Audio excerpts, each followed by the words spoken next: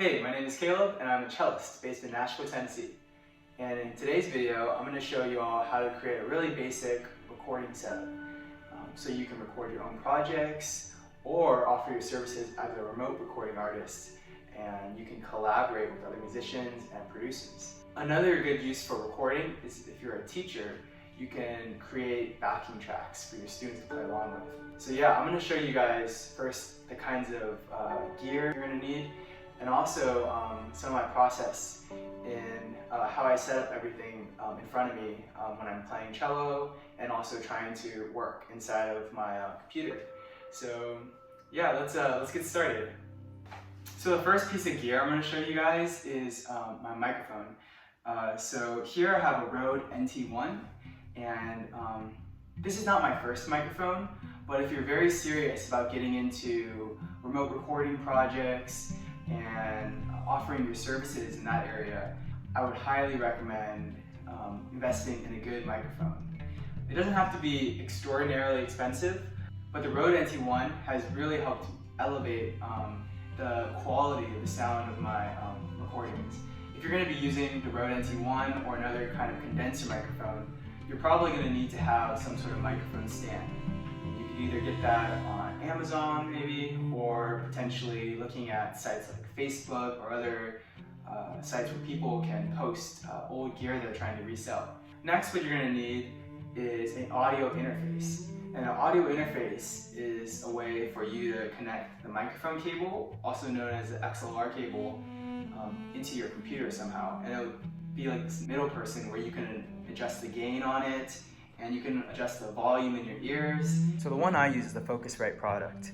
And basically it's a really simple two-channel audio interface where you have, on this side, you can plug in an XLR, and on this side you can plug in an instrument cable. Maybe you have a pickup on your instrument. And then over here you can plug in your headphones. I use these in-ear ones, but you can use any kind of headphones you might already have. In the back, there's the USB, which will eventually go into your computer. If you plug in our XLR cable into our audio interface. So this is our basic setup. You might want to experiment with the distance between your instrument and the microphone, and also placement in your room. And if your room is really echoey, or if there's a lot of cars moving by, you might hear that in the sound. So you want to try to find a room that is quiet. This is not my main recording space. I actually record a lot in my closet because I find it's a little quieter sometimes than this room. If you have a smaller space, it's a little easier also to control the sound.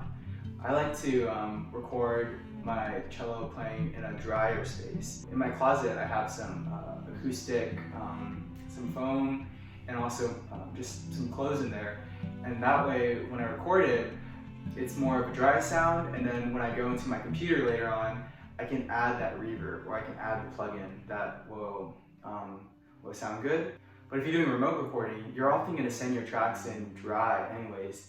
That way, the producer can add their own effects onto your sound that mix well with the rest of their mix.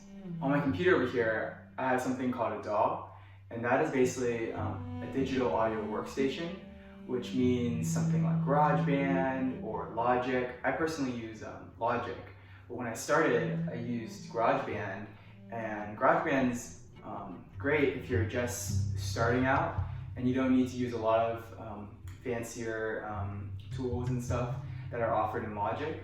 But when you get familiar with using GarageBand, it's a really seamless transition into Logic because they're both made by Apple. One thing that is a little tricky for us string players is making sure that our chords and our microphone and stuff don't get in the way of our bow hand. So you have to really experiment. For me, if I pulled the table almost behind me a little bit to my right, I have a lot of sorry, I'm my bow. I have a lot of room now to bow my earphones. They're running behind me, and I'm able to control my computer without having to reach too far, and it's very comfortable. So I encourage you to try to limit the amount of movement you're going to have to do when you're recording to try to make it as comfortable as possible. That'll help encourage and motivate you when you're getting a recording done and not get frustrated because of the way things are set up. So this is my setup for when I'm recording my own things and also for other people. But if you're just trying to get your feet wet, you can also avoid having to buy the audio interface if you want to buy a USB microphone. When I first started recording, I used a Blue Yeti microphone. They're smaller, and then you can plug them directly into the computer, and they sound good too. But if you're really interested in starting to offer your services as a recording artist, I would highly recommend investing in a basic 2-channel audio interface of some kind, and some sort of microphone within the maybe $200 to $400 range. Thank you so much for watching this essentials video on the basics to setting up a recording setup in your own home. And I hope it was helpful of some kind. If you have any questions or any future ideas for videos on recording or cello, feel free to leave a comment down below. And subscribe if you are interested in more of this kind of content. Yeah, thanks so much for being here, and see you in the next video.